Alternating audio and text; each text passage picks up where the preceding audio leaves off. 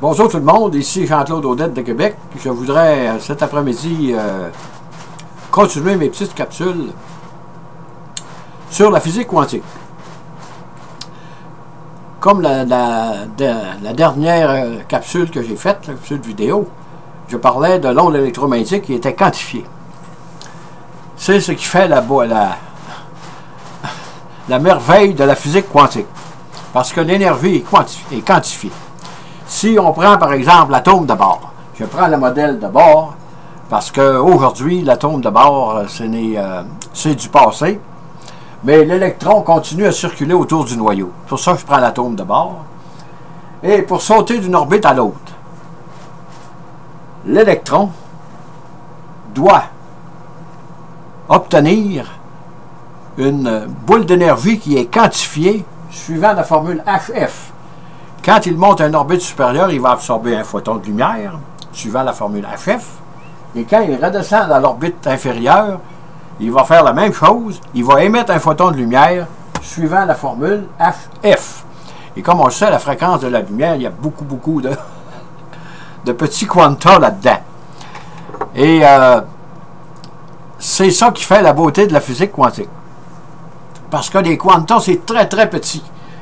Mais pour sauter, pour que l'atome émette de la lumière, le HF, la fréquence de la lumière, est considérable par rapport à un H.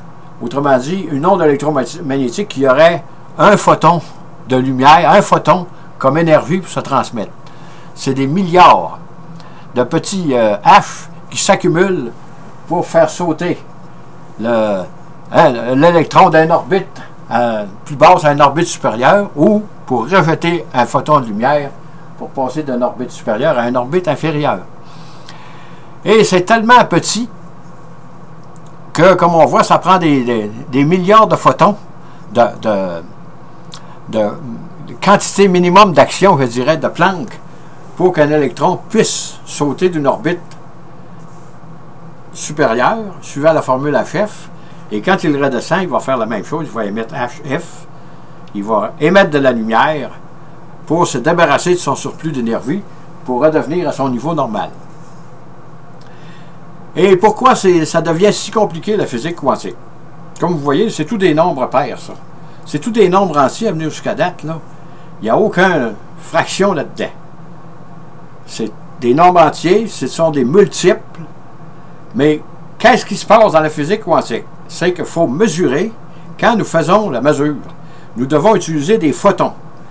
Et un photon de lumière, c'est très gros par rapport à une particule comme l'électron, par exemple. Et c'est pourquoi nous les perturbons énormément. Et à ce moment-là, qu'est-ce qui se passe à l'intérieur? Ben, c'est bien évident que l'électron semble va changer de position. Autrement dit, il va être dérangé énormément, mais il va se replacer. Mais quand vous faites la mesure, à ce moment-là, ça devient indéterminé.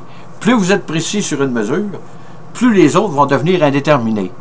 Et pour bien comprendre, j'ai sorti la Terre et la Lune. La Terre et la Lune est ici. Pour vous donner un exemple, pour montrer qu'est-ce qui se passe à l'intérieur d'un électron avec la physique quantique quand nous voulons la mesurer. Quand nous voulons mesurer sa vitesse, sa position, ou qu'est-ce que vous voulez, là, c'est les photons qu'on a pour les mesurer. Mais c'est tellement gros par rapport à la particule que ça les perturbe énormément. C'est comme si je voulais mesurer la Terre avec un photon qui est gros comme la Lune, par exemple. C'est une analogie que je fais, là. Supposons que ma Lune, moi, c'est mon photon que j'ai dans mon monde pour mesurer disons, la vitesse de la Terre, ou sa trajectoire, ou en tout cas, qu'est-ce que vous voudrez, là. À ce moment-là, quand la Lune va frapper la Terre, qu'est-ce qui va se passer? À ce moment-là, vous allez la perturber énormément. À ce moment-là, elle va changer sa course, ou elle va le ralentir, ou elle va augmenter de vitesse, dépendant où vous frappez la Terre. Et c'est ça qui se passe à l'intérieur de l'atome, avec nos photons de lumière, parce qu'il faut les considérer comme énormes par rapport à la particule. Si on avait des photons, disons de 1H, il y en a des 1H, mais on ne peut pas s'en servir. Peut-être qu'un jour, ça sera possible, je ne sais pas.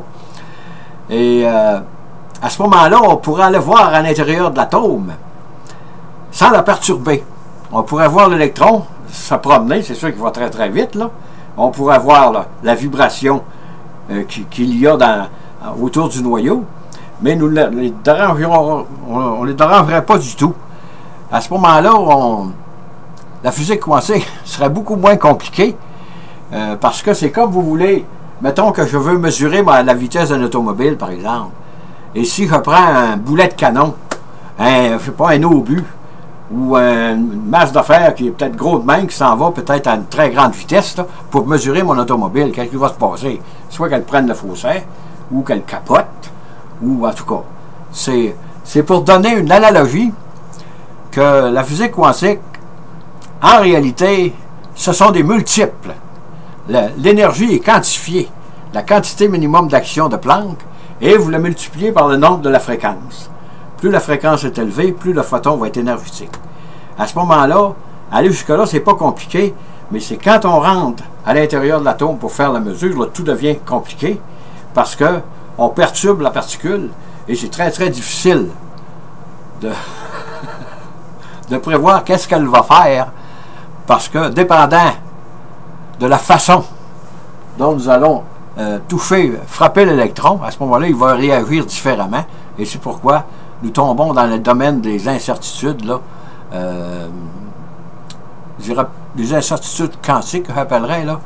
C'est pour donner un exemple que les photons de lumière dont nous servons pour aller voir qu'est-ce qui se passe à l'intérieur de l'atome, à ce moment-là, sont très, très gros par rapport à la particule, et c'est pourquoi nous la perturbons énormément quand nous voulons faire une mesure à l'intérieur de l'atome.